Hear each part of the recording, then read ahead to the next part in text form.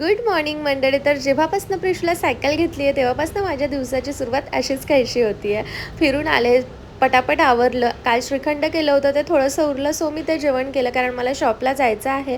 सर्वांसाठी दाल फ्राय आणि दाल तडका आज बाहेरूनच मागवलेला आहे कारण सर्वांची खायची इच्छा झाली होती बाहेरचं काहीतरी म्हणून. संध्याकाळला मी शॉपमधनं जेव्हा घरी चहासाठी आले, थोडासा आराम करते म्हटलं, पण कसलं ही मुलगी काय मला काहीच करू देत नाही. आत्याकडे मी आलेली आहे चहा प्यायला, पण प्रिशूचं बघा काय करायचं चाललेलं आहे. हिला ना मला आरामच करू द्यायचं नसतं कारण हिचं खेळायचं मूड होतं. कुठे गेली तू? बाहेर गेली तू? आता ते इकडनं येणार. बाऊ, ते गोड बाळ आहे माझं. अगं ब्लॅक कलरचा होता ना. हाय हाय कर तू. थोडासा आराम करते म्हटलं, पण बघा काय आहे, काय आहे बघा. काय यायचं का? ये ना. हिला ना मला आरामच करू द्यायचं नाही.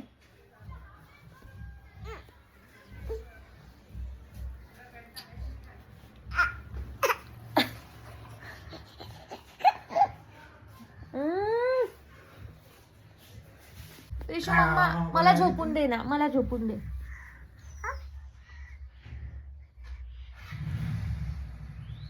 ऋषू मम्मा मला गाई गाई कर. दादाचे कपडे.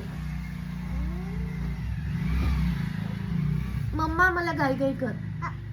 अगं हे आपलं नाही आहे का बाई सोने.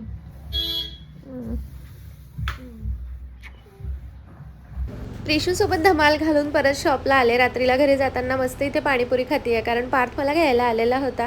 बाहेर खायची इच्छा आमची खूप जास्त असते, घरी कितीही स्पेशल असलं तरी.